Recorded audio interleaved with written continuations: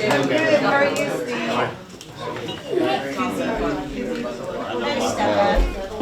Hey Barb, how are you?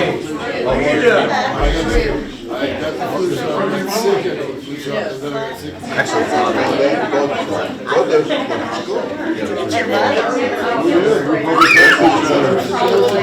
think they missed it this year.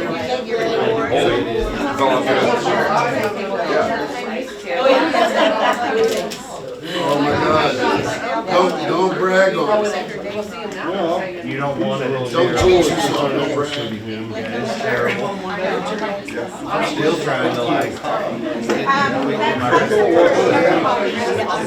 I tested Because I feel like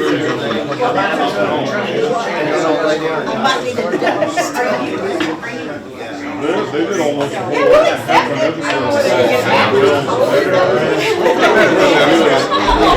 It's not on right now. You get 10, 11, and 13. Do you get OETA and it was really good. It was long. I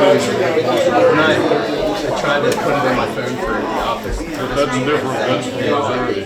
I couldn't put it in back in the seal because I was seeing the one. All right, we're gonna go back. We're at subcommittee reports. Grace, do you have a report from? I think maybe our next trip might be to Arkansas again, to the casino. Once you Good. guys want to get that going a date? All right, just keep us in touch and we'll do everything we can to help. Thank you. You know, I think the Christmas went awesome. So, anybody else, any other subcommittee reports? Okay, we'll move to net resolutions. So, can I ask to suspend, or how can I, through Robert's rules, put these on the table or something until we get Tamara and Callie back? Are any of these resolutions time sensitive? The 2 grants are, I do believe, Kim, The 2 grants are time sensitive. and the same with Would the Tuesday be okay? Tuesday should be okay, yes. 2 phone poles. Okay, so I guess I need concurrence from the business committee, or I don't want to do that one. Yeah. So we have 3 resolutions. One's authorizing an application for the Intertribal Buffalo Council, which we do every year. One's to support the Oklahoma Native Youth Regalia Rights Letter of Support. They're really doing good things. Now kids can graduate with eagle feathers and wear regalia, which is, you'd think that would be easy, but it took a lot of work. And then we have a resolution authorizing an application to administer for children and families for the Family Violence Prevention Service Domestic Violence Shelter and Supportive Services Grants to Native American tribes. So since the Vice Chair and the Secretary Treasurer aren't here in attendance today, we're going to do a phone poll on Tuesday. We'll try to get an answer before Tuesday, but we'll get them signed Tuesday. All right, next up we have license plates. I talked to Steve Ward. What we're working on is, we're not in Arkansas yet, we're starting in Kansas because we have trust land in Kansas. It's not as easy as we thought. We're working on a memo.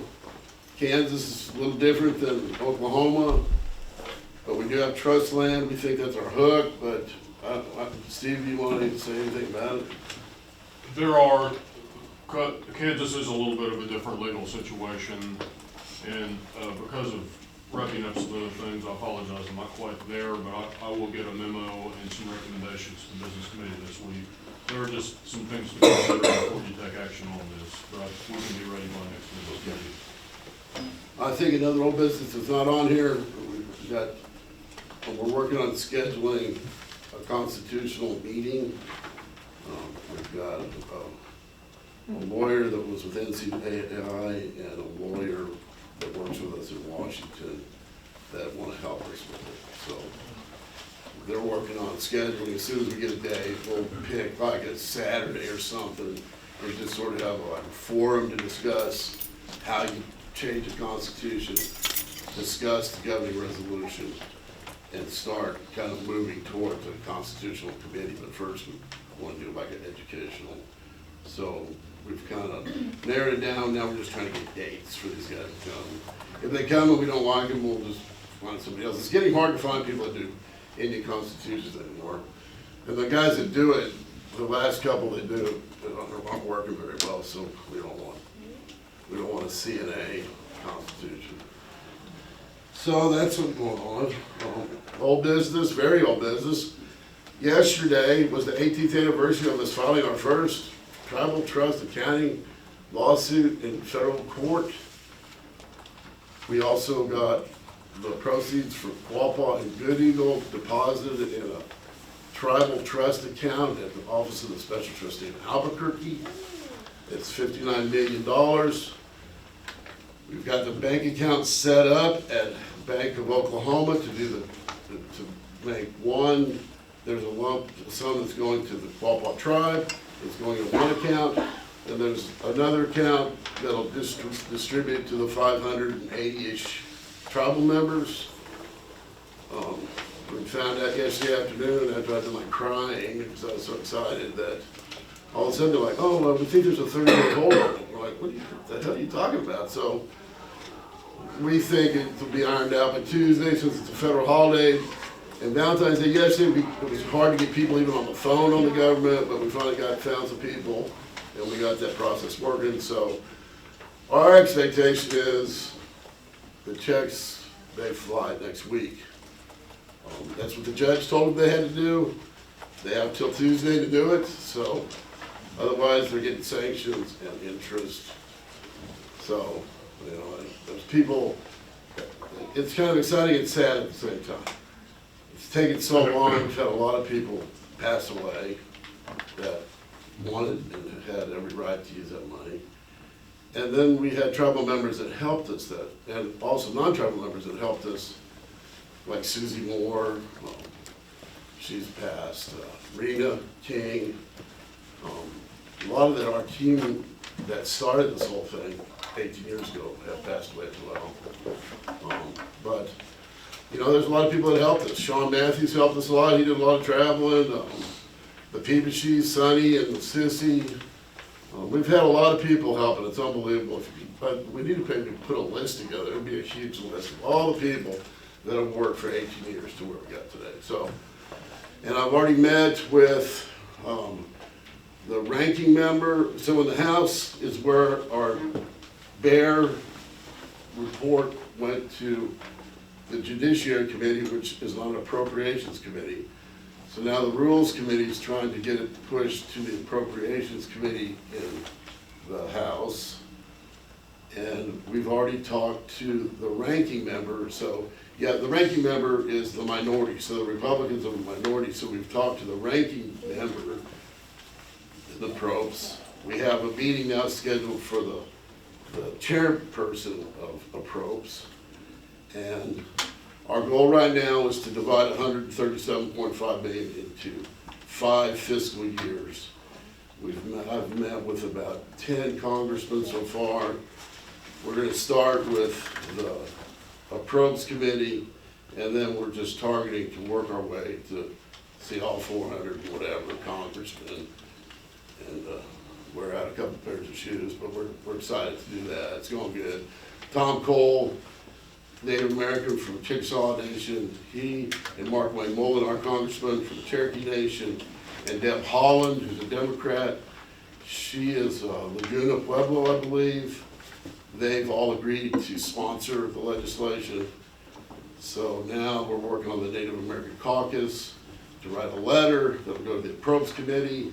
We now got to get it out of committee because we think we have 2 months to maybe get it into the next budget. So thankfully the Congress has been doing all this Trump stuff. They haven't really done much. So there's still a budget bill hanging out there. So we're trying to get into that budget bill. So, and it's going very well. The only weird thing that happened yesterday was they told us that they had a 30-day hold on it. It was like the first time we ever heard it was yesterday. What are you talking about? So we think it's a miscommunication between Department of Justice and the Office of Special Trustee. And it was Valentine's Day and Monday's a holiday and nobody was really working. So we will know more Tuesday. I'm okay with that. Everybody have questions? It's going good. I'll be really glad when it's over. And I haven't bought a plane, and I don't know what else people have said I bought.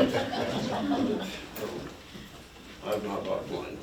I'm not even part of getting it. I'm not getting anything. All right, so we got donations. We got Commerce High School After Prom Committee, $1,000. Is that what we did last year? This is actually first donation from Commerce. In prior years, we've done Miami, Welch, Stroud, and Baxter Springs, and they've always varied from $250 to $2,000. So, do you have a feel for how many tribal members are at Commerce? 10? Just 10 Quapaws. There's 10 Quapaw students at Commerce High School, so does anyone make the motion for the request for $1,000 for after prom? So moved. Motion by Lloyd, do we have a second? Second. Second by Zach. John, was that 10 seniors or whatever, that's prom, or just 10 students in the whole school? It says Who's 10 gonna students will benefit? participate. Who are going to There's benefit 10 by it? students, Quapaws that will participate in the after prom Does that program. make a difference at the school? Yeah. But that's a good question, but they specifically say 10 Quapaws will participate. Okay, we'll put this, okay, that's good. So, any other discussion? Discussion? Ready to call for the question? All those in favor say aye. Aye. Aye. Opposed? Abstention? Motion passes by majority with 2 absent. We have Quapaw High School After Prom Committee, $1,000. Does anyone make a motion for that? I believe we have Quapaws in high school. I'll make a motion. We have a motion by Zach for $1,000 for the After Prom at Quapaw High School. Do we have a second? Second. Second by Michelle. Any discussion? Call for the question. All those in favor say aye. Aye. Opposed? Abstention? Motion passes by majority with 2 absent. Next, we have open forum. The open forum. Right here. Yes, sir. So the glass.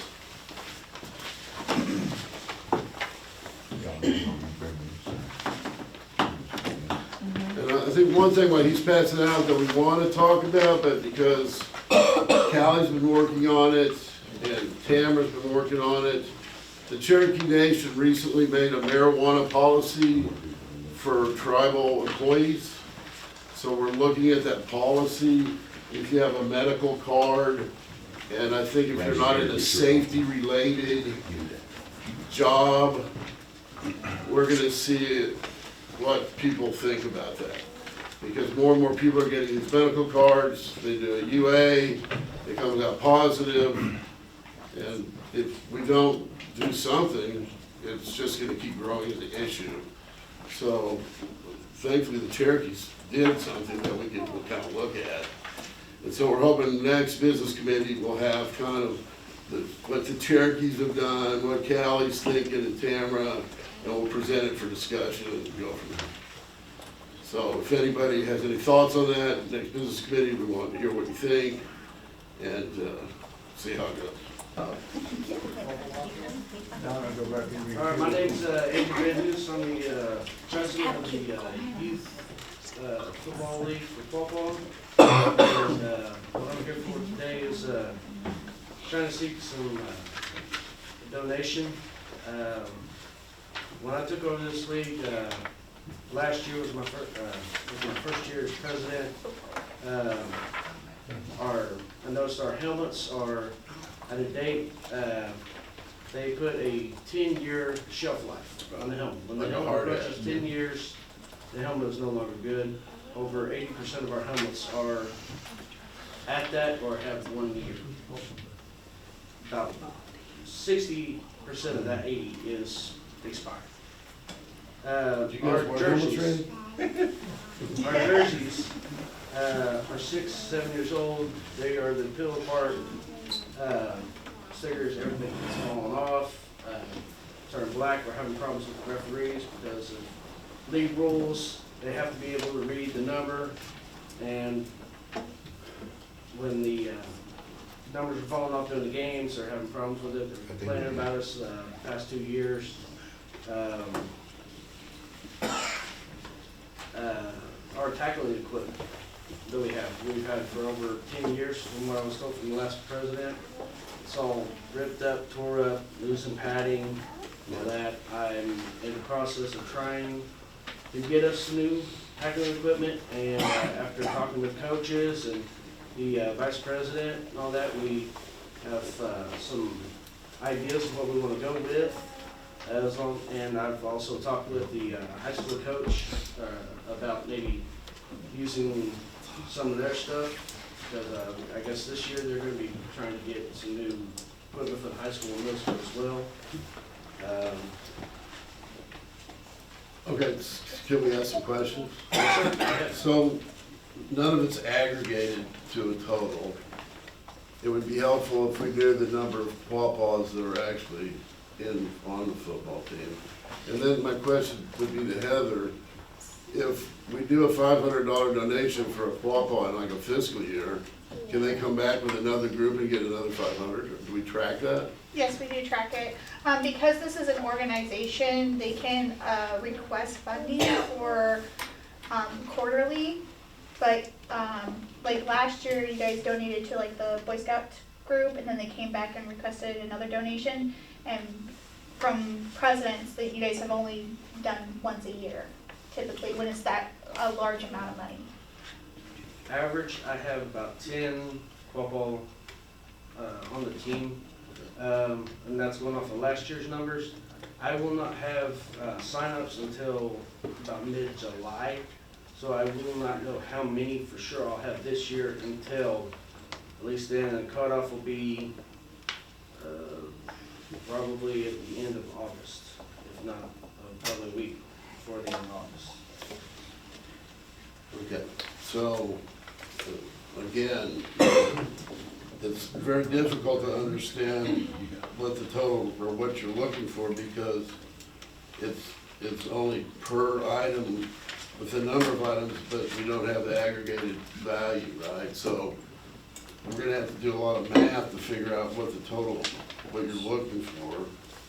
Then I think we could factor in the Quapaw enrollment or something, but does anybody want to take action today, or do you want to get more detailed? Because it's hard to, see what I'm saying? It's not I can give aggregated. you the total amount of everything I have on that paper, and it's $14,000. Okay. So the total is $14,000 that you guys are looking for. Do you have other organizations that you're asking money from? No, sir. Okay. Have you tried any fundraising? We do one fundraiser. Last year, our fundraiser, we've always sold t-shirts. And the year before that, we actually had a pretty decent year. Well, the cheerleaders found out about how much profit we made. And a mom off of the football team decided that they were going to do shirts as well. So last year, our fundraiser went from, I believe, the year before, it was 4,000, went down to 500, because cheerleaders sold shirts and a mom sold shirts. So it cut my fundraiser completely. So does anybody have any questions? Anybody want to have any discussion about it? I think we need to also point out we've done some upgrades at the Quapaw High School, right, in the basketball court, the locker room. I don't know what that total cost has been. Do you have any idea? Not off the top of my head. It's fairly substantial. It was several $1,000s. Yeah, so we're not trying to say no, but I think we just gotta kind of discuss it. Unless someone wants to take action today. The football jerseys that we bought last year for that Native American Day, we spent about $10,000. And so they're not gonna use those again? They're gonna use them again, but that's for the high school, but that's what we've Okay. attributed from our end, like from the donations and to the high school. So, I plan on putting the Quapaw Nation logo on the back of the jersey. If you actually see it on the back there, there's a picture of the cat. It's gonna, of course, it's a picture. I was supposed to have a simple jersey here by the time for the meeting, and unfortunately wasn't able to be here. But where that wildcat is where I plan on putting that logo. so does anybody want to take action today, table it, or just move on? think we need to wait. I think just table it until further analysis, basically. We're not denying it, right, but we're delaying the decision. I think we need to know the total number of Quapaws on both ends. Yeah, so we need the exact number of Quapaws, which will help tremendously. And they have to actually be on the team. And I think we want to help and work with you. It's just, at a certain point, we gotta, we can't be the same funder for everything. I mean, there's a lot of kids that go to a lot of other schools, so I'm not saying no, we just need to do a little more analytics on it. When does your season start? I mean, do you like need these next week or something? Our seasons will start in September. The only reason I'm doing all this now is I was Yeah, order them and all that. like the helmets and all that. When I talked to Jake Manning, who ordered helmets for middle school last year, he said it took about a month to get in. The jerseys and pants, I was told by the guy that's making them, it'd be about 10 to 14 days upon artwork and payment approval.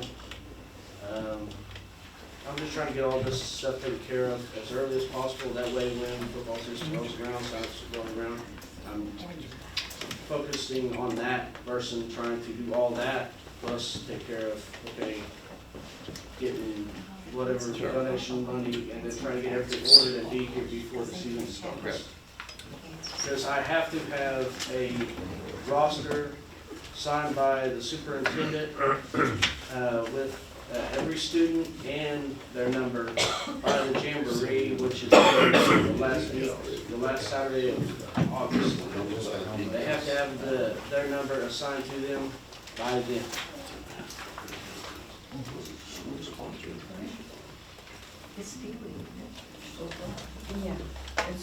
Okay, does anybody else want to make any comment towards this? Are all these children from Quapaw? Yes, The reason I say that my grandson in Baxter played on Quapaw about 4 years ago. they won't act. The only reason was because Kansas doesn't have tackle football at that age. I don't think it matters if they're a member of the Quapaw tribe where they live, if they're playing on midget pee-wee football. Yeah, it's not a school-sponsored No. No. event. Oh, I thought Yeah, it was this- Quapaw High School No. football team. No, this this is is the all- youth league. Oh, This is a youth league. okay. Does the league cover them with insurance? Yes. Would you be coming back and asking for that cost too? No, that comes out of our, I think it's like $200 every year that I pay the league. And we're supposed to have a league meeting, this month, I believe. I haven't heard anything yet, but, when we have that meeting, that's when I'm supposed to pay our league dues.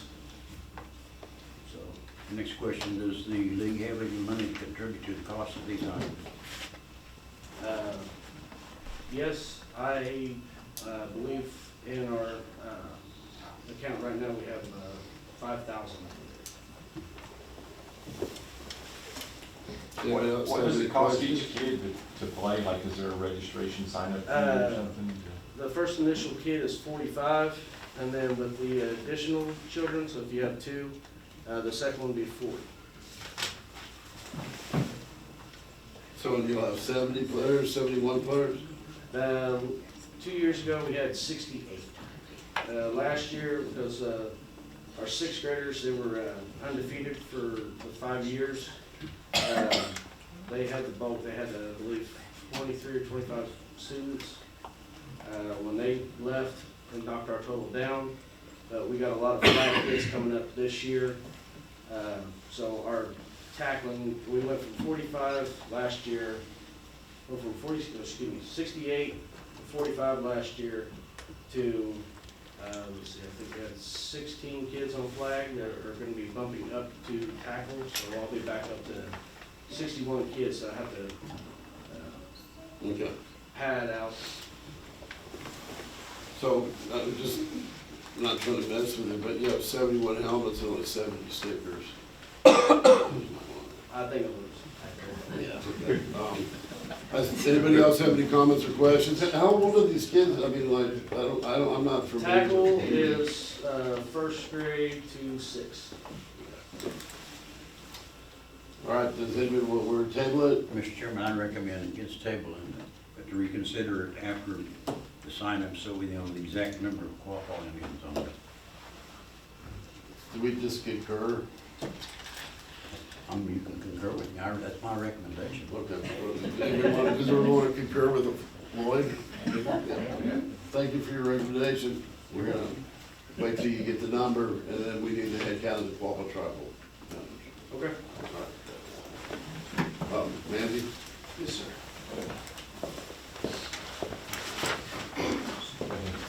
The grievance committee has asked for some information. We've asked a couple times in person and sent out given y'all a couple of letters as well. And as stated before, we don't care about amounts or things. We just would like, there's a couple for the people who aren't here. And we've had this grievance kind of hanging out there for quite a while, and we'd really like to get it wrapped up, because we don't want to, So it's look not, like we aren't addressing our tasks. so it's not signed by Henry, is that correct? No, sir, it isn't. We just would like to see some of these minutes where some of these votes were taken, so we could possibly wrap this grievance up and give the person who has written this grievance an answer that we tried to do our job that we're given. We just gotta talk to the lawyers and get you an answer. Okay. How does all the business committee feel about, do y'all believe that's something that the grievance committee is entitled to? Well, I personally, we have answered this at one point in that the grievance committee doesn't have jurisdiction, but I don't want to get into that fight. I think we just need to have an analysis of the governing resolution to the request, have a discussion, and then respond. Does everybody have any different thoughts? Well, reading this letter, Manzi, you're requesting that the chairman of the business committee call a general council for the purpose of the meeting is to request and take the minutes. Is that what you're doing in this letter? Well, that's what we've done previously, but we have not, we've done it verbally and in writing, and just have not gotten any response. Well, what I'm getting at is it necessary to call a general council to request information? It shouldn't be. I don't think it should be. I think it should be provided, because if it has it the way I don't have to tell you, because you're more knowledgeable probably than anybody in this room regarding the resolution, how it's written and things like that. I'm just saying that if it has to do with something the business committee has voted on or been approved, or any business committee members, we would just like to see that information. Like I said, we don't care about salaries or amounts or things. We would just like to see those things have been voted on and approved, so we can give an answer to the person that's written this grievance. If you don't care about the salaries, why do you need the minutes? To show the way the votes were. Can't you just get a letter from the downstream authority stating on X date? That would be great if we'd gotten that, yes. Because you get the minutes of the authority, you say you don't want the financial information, you would be obtaining the financial information. They could black that out for all we care. We'd just like to see the minutes, how it was voted upon.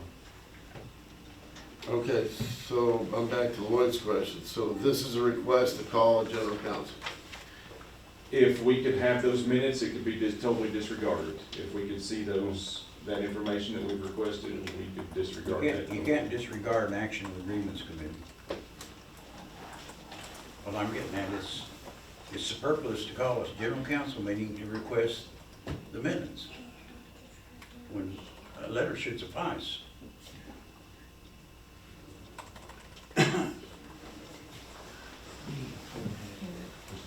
Yes, sir. Yes, sir. You know, I didn't sign off on that. What I wanted to do was have a closed session to discuss that. All the things that he's bringing up, but in a closed session, because a lot of it's personal. Okay, so. And then if he wants to request that general counsel, I guess that would be his next step, or grievance committee's next step. But give y'all a chance to really, busy to get that get them those answers by next meeting. And, I mean, I'm not trying to be difficult, but if I just say I'm not gonna call it general counsel, then you have to go to the BIA to get down to request general counsel. And by the time all that happens, we're already gonna be in general counsel. Correct. So, I don't know, it doesn't sound like this request is written appropriately for what we're asking for, because it's asking for me to call a general counsel. It doesn't say, call a general counsel if you don't answer this question. So I guess my request to you would be, go back and rewrite it, and then I have to look at the governing resolution on, does the chairman of the grievance committee forward these requests for general counsel? Or how does that work? What, do you remember? Well, I don't know what the agreement says to start with. I'm just assuming that someone asked for that information. So let's do this, Ben. We'll take this, we'll respond back to you based on what you wrote. Yep. And then we'll go from there. Then I have the question, does the grievance committee have the authority on a separate sub-organization of the tribe to request that information? Are there business committee members on that subcommittee? They're not acting in the capacity of a business committee member on that board. Or it's kind of all inclusive, I guess it's open to each individual's interpretation of it. Well, you're right there, but they're not acting as a business committee member. But if they're voting for things that should have gone to the business committee, if it has to do with salaries, the way that's written, if it anything to do with salaries, it should go to the business committee to be approved and voted upon. I think that they have the authority to create bonuses for themselves. I don't always agree with the amount, but I think they have that authority. Yes, they do. Okay, so this is. All we're asking is to see that it's been sent to the business committee, and that every business committee member had gotten to vote on it. And that's pretty much all we're requesting. Isn't that, Betty, isn't that what you would like to see? Yeah, I mean, I requested that, 2 years ago. Yes, ma'am. So I kind of. But we haven't ever really got an official letter delivered to us. I haven't saw the letter, I'll be honest with you. I mean, I've heard about it, I've heard it talked about, but this is the first time I've actually seen the letter. Sean and I and Henry have all signed a letter for you guys and given it to you previously in previous meetings. Which I think we responded to, right? One letter. I recall a copy of one letter given to, I believe it was Secretary Trainer of the committee. Okay. So, But it wasn't to every committee. let's figure this out. Let us respond to the letter as it's written, and if you have to amend the letter, let's do that. Sure. Does that work? That's fine. So we'll respond to this letter. I'm not against agreements, I'm just trying to. Yeah, I'm not either. I just think it's confusing the way it's written. Well, I'm just trying to make it as cut and dried as possible, because I just want to see the information and be able to present it back to the person who's written the grievance, so it looks like we're trying to make an honest effort to do what people have entrusted us to do. That's all I want to do. Okay, let us respond. Yes, sir. What I was trying to separate is the fact that part of it would be business committee, part of it would be downstream. DEA, absolutely, But it's yes. all combined into one, and it's not one.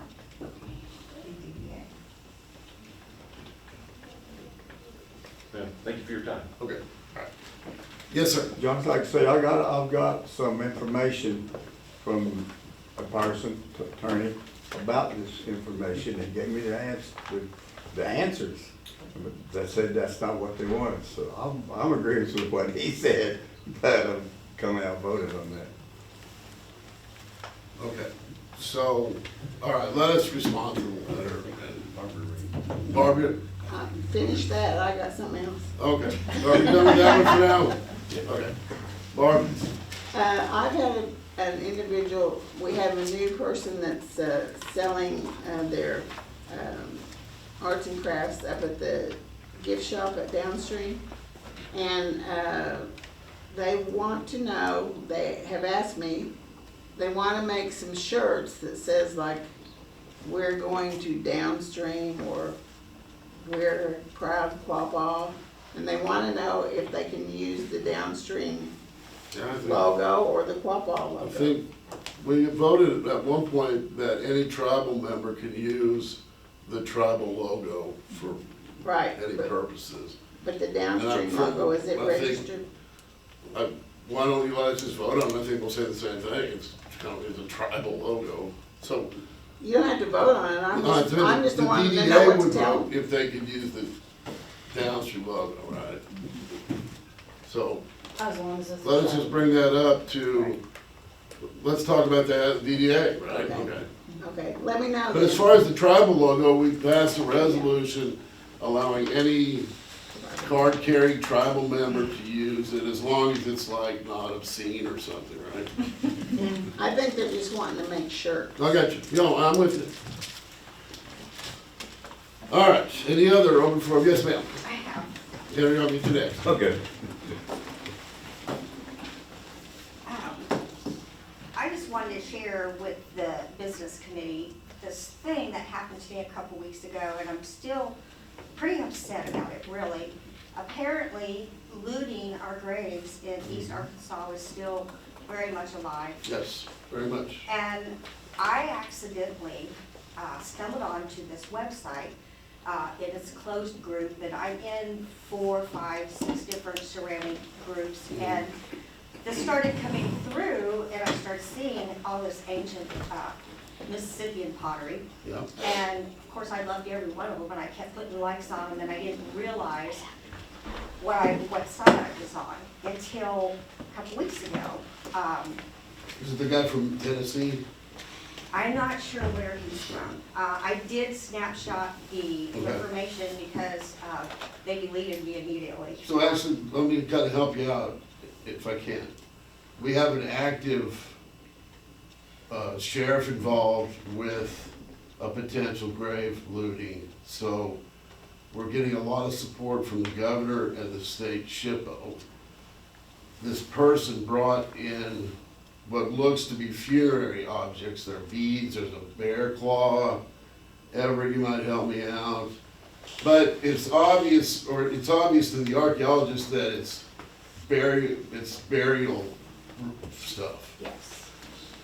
So she brought it into the Jonesboro office of the Arkansas Archaeological Survey, and they took possession of them. Then she started getting weird about it because they asked her where she got it. She gave them several different answers.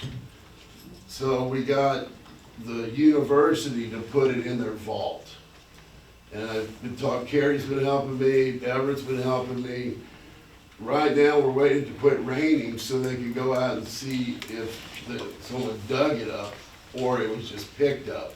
But it would be pretty weird that they pick up, don't you think, Everett, a whole necklace worth of beads just sort of laying around in a field, right? So there's highly suspicious that it was an illegal, there's a law in the state of Arkansas about digging up graves. Exactly, yes. So we're waiting for the field to dry, and then as soon as the sheriff's gonna go out there with the land manager, they're gonna see if it was dug or if there's any sign of digging.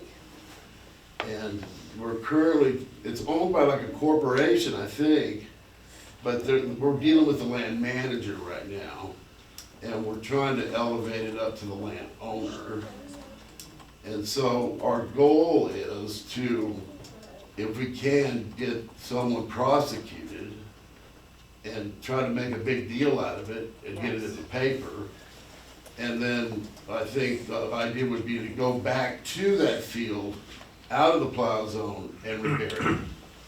Well, apparently, this website, there's just under 800 members, and they literally were putting it in writing. I mean, I was told to, well, I was deleted, but because this lady was talking about this dig that 3 people went on, and they were probing into the ground, and they were talking about, they were, waiting to hear that sound that you hear when you hit a pot.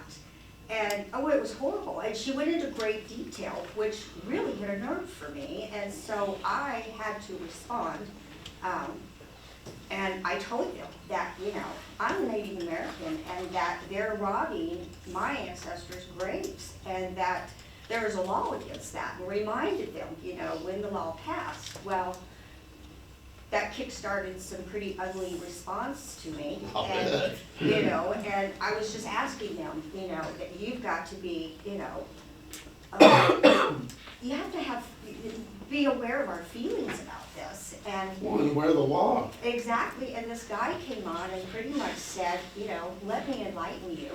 You need to just sit back and shut up and enjoy this site, which, yeah, you know who my mother is, so, you know, that didn't sit well with me. So they got some interesting responses as well. Yeah, and so, anyway, I just wanted to come up here and talk to you guys about it because this guy got on there and he challenged everybody on the website. He said, don't listen to me, go out there, and he accused us of not giving a damn about our people. You have screenshots of the, I did, right Okay. before, yeah, I called Carrie Okay. and I called Everett, talked to him about it, and, you know, first thing she said was screenshot it. And I said, oh, I don't think I'm gonna be deleted. Well, by morning, I was definitely deleted. So I do have, you know, the administrators of this website, but they went out there and openly said, keep digging, don't listen to her, she doesn't even give a damn, or they wouldn't have left all of our relatives behind, like we had a choice. So I just wanted to come up here and let you guys know that there are still so people that we're supposed to out there. dig everybody up and bring them with us? Apparently, and because we didn't, now they're saying that we don't give a hoot about it. So Everett, if you see the screenshots, Yes, I'd be glad to address it. We deal with this type of situation all the time. As I was explaining to Betty, it's a saturation issue. People don't understand how much Quapaw pottery is worth. A simple vessel is worth thousands upon thousands of dollars. As she explained, there's a rampant problem with meth heads in the state of Arkansas. They go to mounds and they use what's called a probing rod because they can go around at night and they just sit there and they push the rod into the mound until they hear a crunch. And then they dig out the pottery and they can sell it on, they have conventions where they sell our pottery and cattle saw pottery. that in the paper, the Gazette, there's one coming up. So And that's this, what this website they sell. so this is not a unique situation by any means. I think there's actually probably about 24 groups like this that the FBI is well aware of. We actually just had a FBI raid happen in the state of Texas, and they were investigating the pottery, and all the pottery they found in that particular raid was probably fake. This is not it's a common problem, and the issue is proof. You know, someone can say they did something on Facebook, and then you have to take them to a court of law, and it's really hard. But I joined the site after Betty mentioned it to me, and I've tried to take pictures of things that people have said, or screenshots, I should say. But this is an issue of saturation. This is not an isolated occurrence. There are literally thousands of people that dig up pottery and try to sell it, and it's an enormous problem. And there's simply not enough people working on it. But it's the same thing with drugs, alcohol. I mean, this is not a... So I think with that, I think we need to include that in the discussion with the sheriff that we're working with in Winsett County, I think it is. Yes. And I've talked to them several times on the phone, they want to help us. The governor's office wants to help us. The Democrat Gazette wants, if we can get prosecution, so we can start trying to kind of, you know, put the notice out, if it's a dig, it's against one to be prosecuted. And then we're also trying to figure out a way that if a farmer's land leveling and he has an inadvertent discovery, all we want to do is call us. We'll go out there with Dr. House, take pictures of it, and then re-bury it out of the plaza, and then get out of the way, put a blanket on it, you know, and pray for it. So I'm glad you brought that up, because it's really, we've been working on that the last 2 weeks. And that girl like started like threatening the archaeologist, and then it's like we had to get her like a protective order for her for the sheriff almost. I mean, Yeah, I didn't realize that No, it's such bad. a big deal anymore. I thought we kind of put a stop to that. I It's was nowhere getting near naive. being put a stop to. Yeah. It's nowhere near being put a stop to, and they pay attention to there's levels of people, there's people who just go out there and dig, and there's people who do this for a living.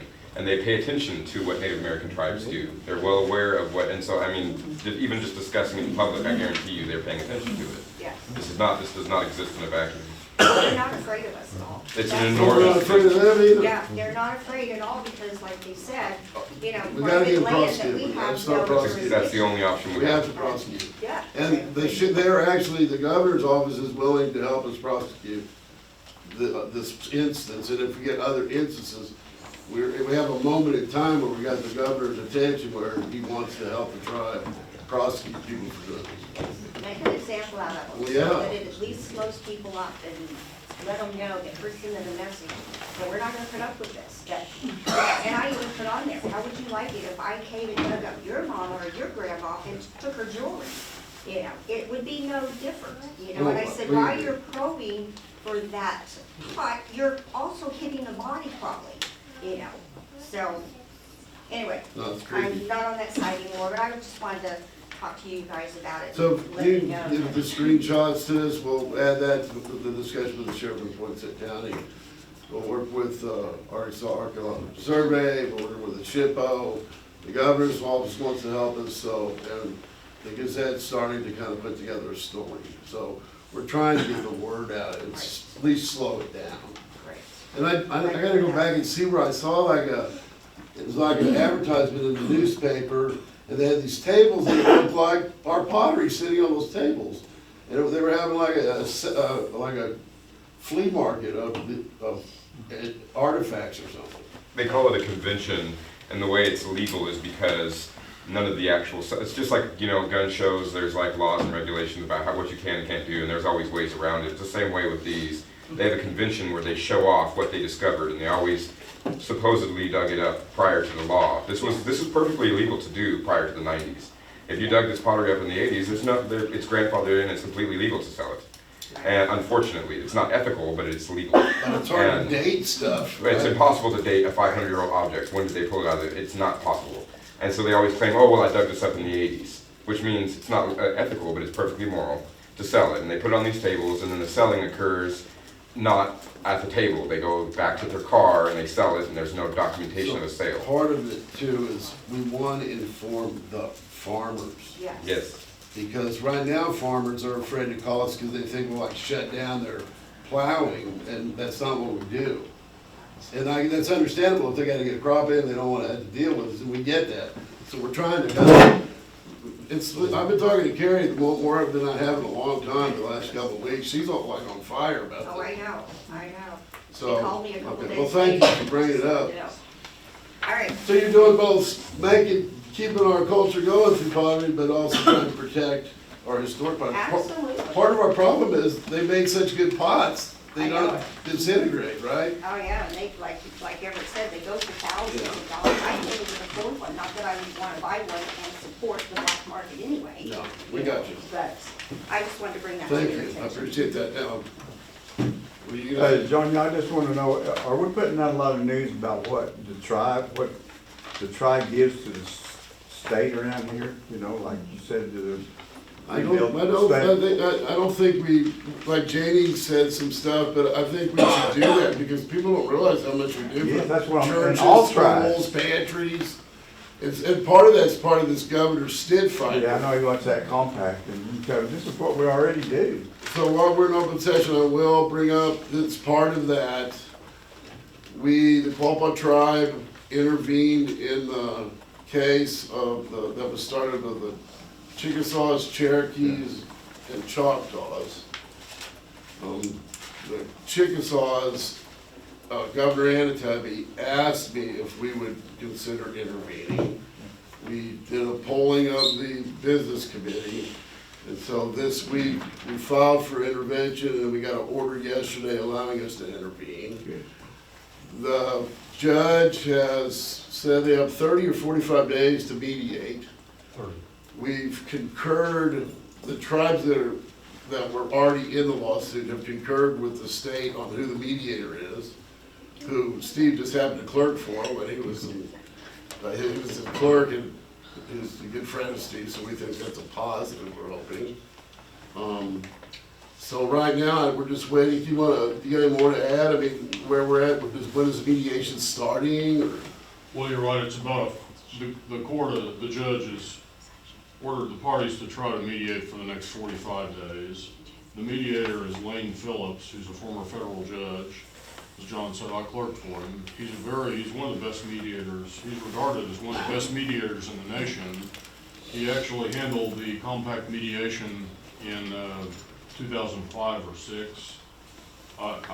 If it's possible to reach a result, I think, to reach a mediated result, I think that Judge Phillips probably is a good candidate. And I think he will be, he's a good choice for the tribes. I was really surprised the state agreed. So now there's commercials against tribes coming out, and there's laws in Oklahoma that if you do these political ads, you have to create a committee, and you have to report. And it turns out old Tom Coburn is on the committee, and it probably cost the state of Oklahoma billions of dollars.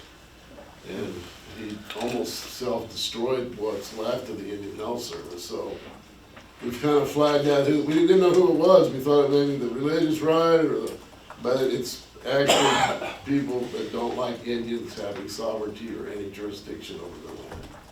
It's becoming pretty clear. The problem is the Speaker of the House sides with us. The Senate pro tem guy hasn't said, but he's Greg Treat, who used to work for Coburn, so I don't know if he'll be helpful. He's a Cherokee. But right now, it seems like in the last couple weeks since the court case is ramping up, whether it's real or just fake, the governor has seemed to soften his voice a little bit and his reaction to this. So really, all we're asking for is them to acknowledge that the compact auto-renewed on January 1. That's all the mediator's gonna mediate with you about? That's pretty much the whole deal, is what, did the compact auto-renew or did it not, right? That's all they're trying to, that's the litigation. The governor's asked the courts to say it didn't auto-renew. The tribe is asking the court to say auto-renew. And we feel like we have very strong, you know that as well as I do, it's a strong legal argument because all the boxes were checked over the 15 years that made it auto-renew, but Governor Stitt evidently don't like Indians, even though he's a Cherokee. So, that's where we're at right now. We're actually sending our payments in for the first quarter of this fiscal year. And then I guess the governor's gonna accept them. I don't know how that's gonna work out, but. Is it true that he's putting them in escrow and not? I don't know where they're putting them. Do you, Steve? No, I think the governor has proposed doing that, but I don't think it's been approved. I don't think the governor can unilaterally decide where that money goes. I think it's a legislative issue. The legislature's not in session yet. They're just in committee meetings right now. And we're getting a strong sense that the majority of the legislature is pro-tribe in this decision. And also, everybody should expect that once the things if we win the auto renewal, all the tribes have together pretty much said, we're willing to sit down and talk. Because sports book's still out there, we can house book, poker, so there is some opportunities that we can horse trade with. But it's not gonna be what he probably wants in terms of revenue, but I think there's already some sample things floating around, some charts, and really it's the three big tribes that are gonna actually pay more than anybody. Exactly. But they also make a lot more than anybody, so that's where we're at right now in the litigation with Governor Stitt. So we're all acting as if there's nothing going on, everything's working just as usual. We're not changing anything until there's a court decision. And then I would find it hard for the court to just shut us down, wouldn't you? I mean, there's like 200,000 employees. So it's gonna get weird. And I don't even think the governor, it's a legislative process. It's not a unilateral decision of the executive branch of the state of Oklahoma. So there's a lot of moving parts that we don't really know what he's got on his mind. But it's a Tom Coburn kind of anti-Indian, anti-sovereignty play. So that's where we're at on that. We have closed session. Can I say one more Yes, ma'am, thing before please. you go into it?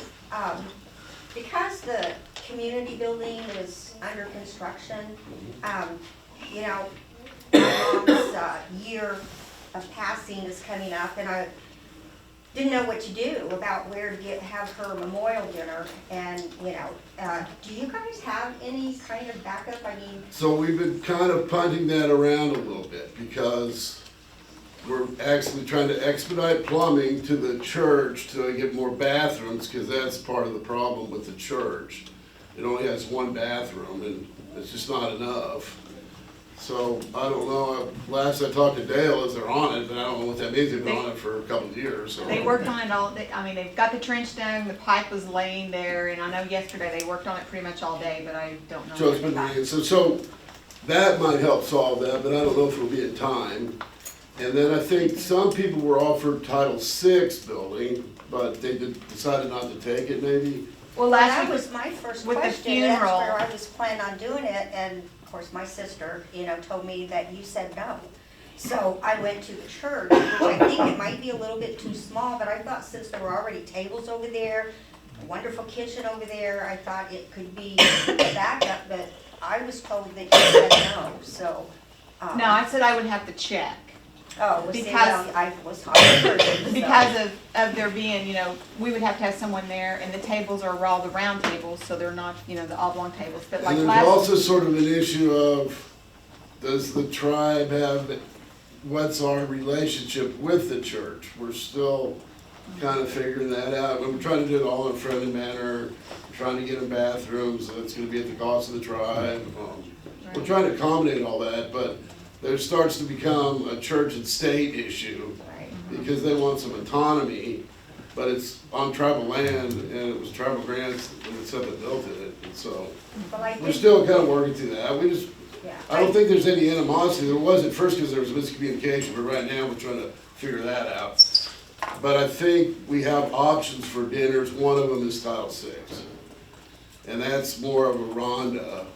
Right, yeah, we'd have to. And Rhonda doesn't like people using her building, so if Well, you you need know, help, we'll get you some help. I did talk to Rhonda about it, and again, she told me that Donna said no, Well. that we couldn't do that, and that was my first choice, and it seemed like a reasonable thing. It is Because, reasonable. you know, the church, I did book it because I didn't think I had any other options, and I am worried that it's a little small, because I think Mom is probably gonna So have how a do pretty people book the good church? size. What, you get a hold of Everett, or? Anybody can get a hold of myself, Jeremy, or Bladen, and we just check with each other to make sure that there's nothing booked already at the church. We built the church ourselves to be able to help our people, so we're always glad to be able to do that. And we've already had a number of memorial dinners and funerals there, and we have a max seating capacity of 100. So when you say that you built it yourself. With our hands, I meant, for our people. We prayed with our own hands and built that so we could help our people. I got So you. someone I'm just asked trying to us- understand what you're saying. I'm not trying to be put you on defensive mode, but I just want to say, A, the tribe paid for it, and tribe maintenance workers also worked on it. And I'm not trying to start the fight again. I'm just saying that we're still trying to work that out because, look, it's a great thing that they're doing. It's just like pottery, right? They're reviving culture. Exactly. But then every once in a while, there's this sort of, how do we resolve this? And those are some of the things that we're working through. But the first thing we're trying to expedite is getting more bathrooms. And like last weekend for the funeral that they had, you know, we did like, I had porta potties taken up there and stuff so that they would at least have, you know, other accesses. And I and was stuff. a little concerned about people getting up there. I don't know if there's enough parking to, you know. There's You put can on- get a lot quite a of bit, cars yeah, up I mean, there. the I last really weekend appreciate had over 100 that- people. That I'm able to do it. Now I don't think it's big enough. Is it? And I would really like to use the Title VI if it's at all possible. So, I think the Title VI is great. It's got great parking. The kitchen's right there. You're used to it. I mean, I don't have a problem with it. I just think we gotta make sure that it's not a conflict. yes. Right. Yes, sir. Yeah, John, I'd just like to acknowledge Eric. I was having an issue with UMR. I called them several times. And someone had an issue with Yeah. the Well, usually I can get it resolved. Yeah. This time I couldn't. And I called Eric and talked to him, explained what was going on. Within an hour, he called me back twice and said that he hoped the problem get taken care of, and I should be receiving some paperwork probably We next have week. been very fortunate to have Eric involved because they respond to him.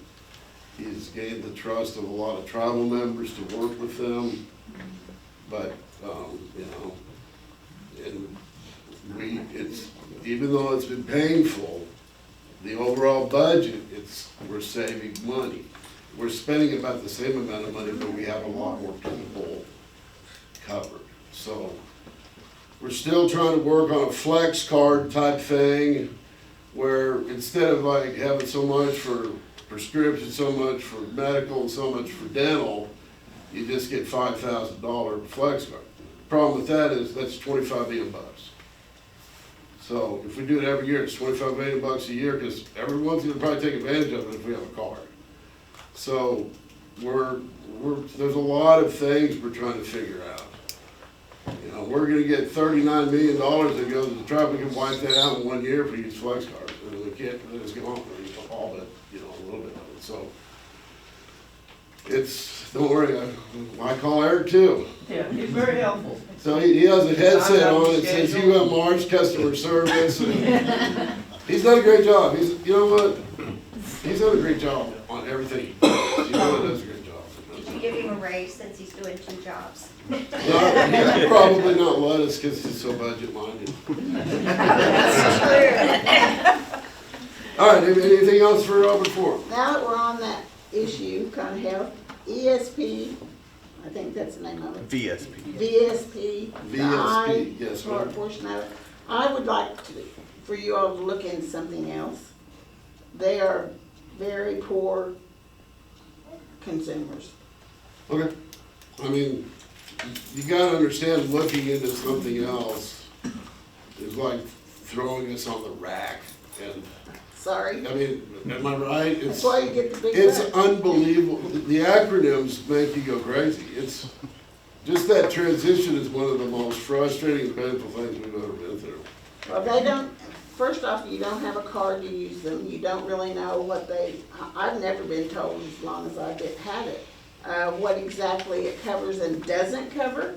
But I found out this year what it doesn't cover. So are you talking about your The tribal eye government insurance. workers insurance? Yes. Okay. Yes, yes. Yeah, we can check. I mean, They don't I don't think cover we're a gonna lot run of out the door and things. start looking for something today. 'Cause we're like, oh, They no. don't really cover a lot of things, so, you know, it's whenever you don't know, and then you find out later when you have to pay for Just it. go to Walgreens and keep trying them on until you guys can see. I wish I could. Yeah, me too. I have trifocals and I still stumble all the time. All right, anybody else open forum? Open forum. Okay, so we're gonna go to closed session with Eric. Again, we're gonna try, if people want to put their thoughts together, look at the Cherokee Nation website. We do want to open up the discussion of marijuana testing for tribal employees. So there's, the Cherokee Nation thankfully has taken a step to do it. So we're looking at that to see if it can fit us. It kind of comes down to what's the difference of a safety job, what's funded by federal dollars. And if it's not funded by federal dollars and it's not a safety job, we're hoping that people that have a legal medical card can pass a UA test without, or they can take a UA test and if they test positive for THC, their medical card will allow that to be accepted. That's the goal.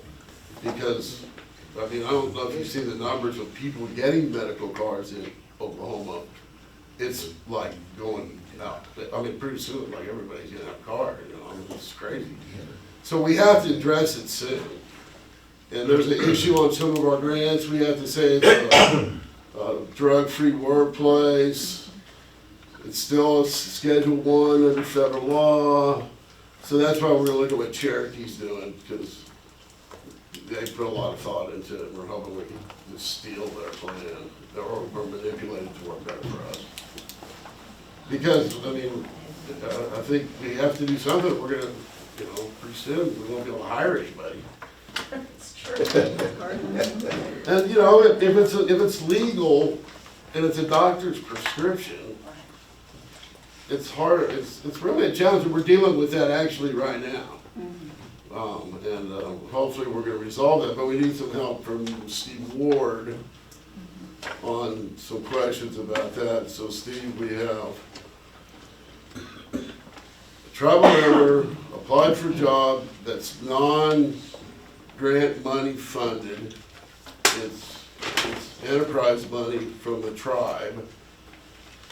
And they have a medical card, and they tested positive, and we don't know what to do, because I think if it's not federally funded and it's not grant tied, we're hoping there's an opportunity, and it's not safety related.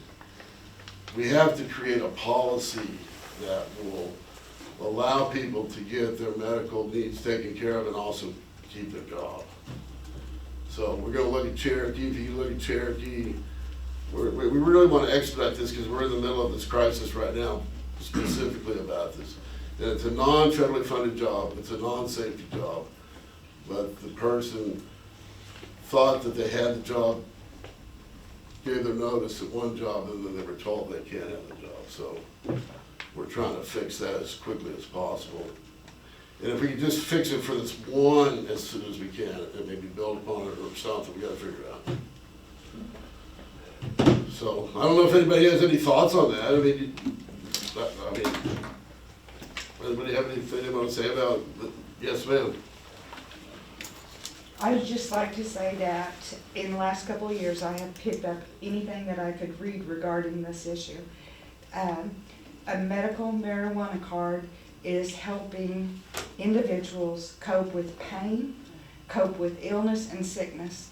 In my opinion, I feel that it is a much better alternative than being on medications that create side effects that our health insurance then will have to pay for.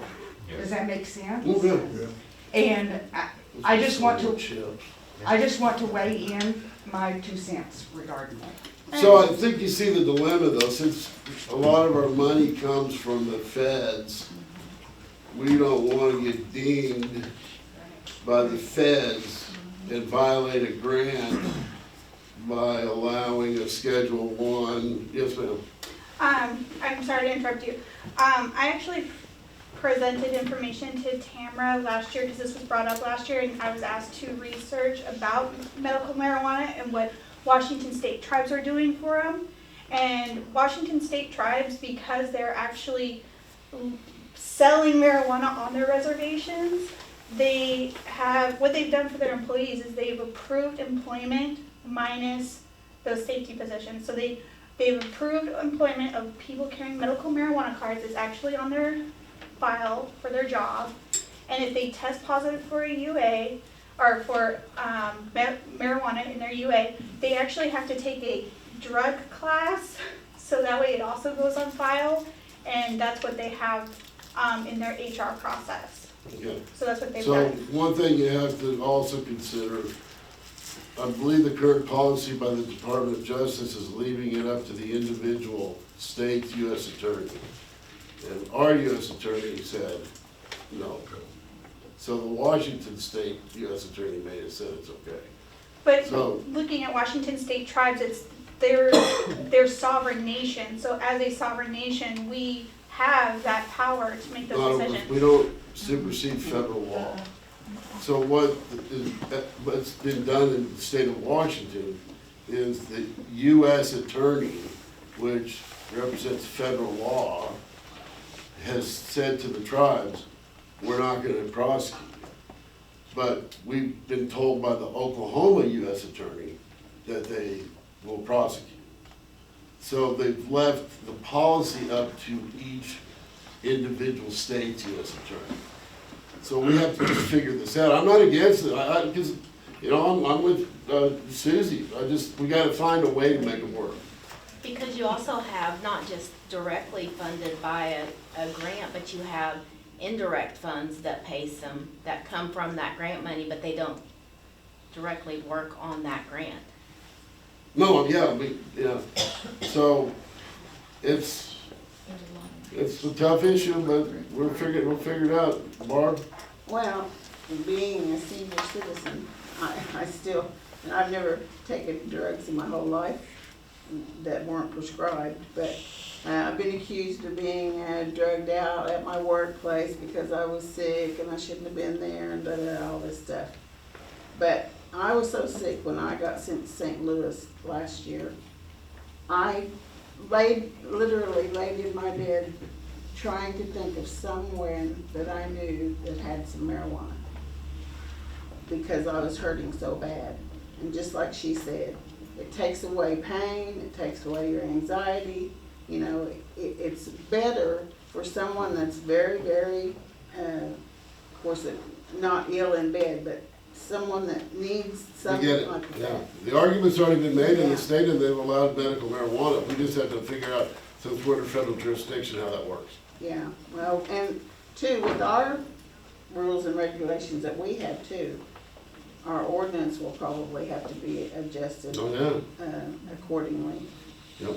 That's what I was thinking about, because, you know, I think it should be allowed, but the way we're structured in my department, it's not allowed, so. And if we're under IGRA, which is a federal law, you know, there's all these questions, there's more questions, I think, than there are answers. Yeah. But I think our goal is to make it work as best as possible. That'd be great. That's why we're, like, the Cherokees are in Oklahoma, so they've done something, and from what I understand, it hasn't been tested, there hasn't been any litigation against them yet. So we need to look at what they've done. I'll look on that myself. Okay. Anybody else? Yes, ma'am. Is it possible that like a committee could, 4 or 5 people, maybe like Jamie's very good in benefit allocations, and maybe Kim Messer and Eric and myself, and maybe like someone from downstream or Quapaw, where we could like research any issues? I think that's a possibly good idea, but I think we need to come at it from a legal perspective first. Okay. I think it's a law, so it's a legal issue.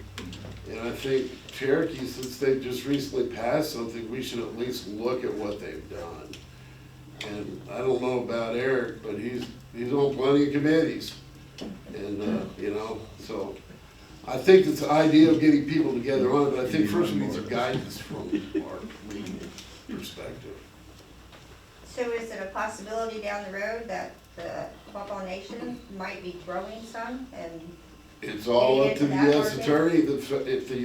They're talking about in the United States Congress of lowering the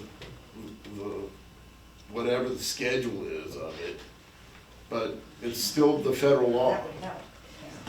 Yeah, but I think there's so many. I mean, guys, like more than half the states have done it. So 33 out of 50. So pretty soon it's like, what are we doing here?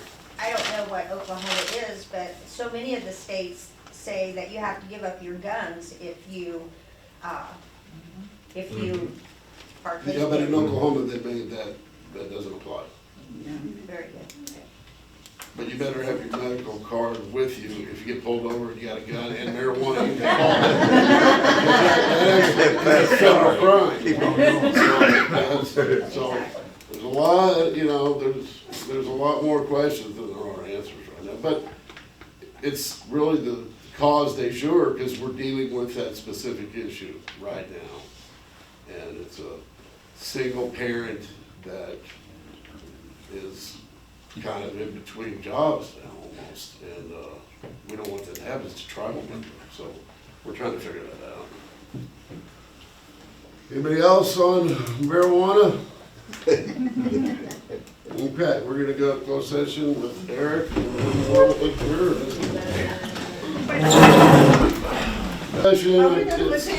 It's 12:06. I'll just report it out. Okay, but I'll just report it. Okay, we had 2 appeals that were approved for benefits on medical. We discussed some parameters. We're developing a investment committee for the 39 million, or the money that we're getting from the lawsuit. We want to put it, we don't want to just like spend it, so we're trying to create parameters for before we meet with investment companies. So we know going into it that we want it to be conservative and liquid if we need the money. We don't wanna get risky and stuff like that. And then what was the other thing? What's the other thing? Receive better Oh, reports from we're enterprises. gonna request a little more detail reporting from some of our enterprises.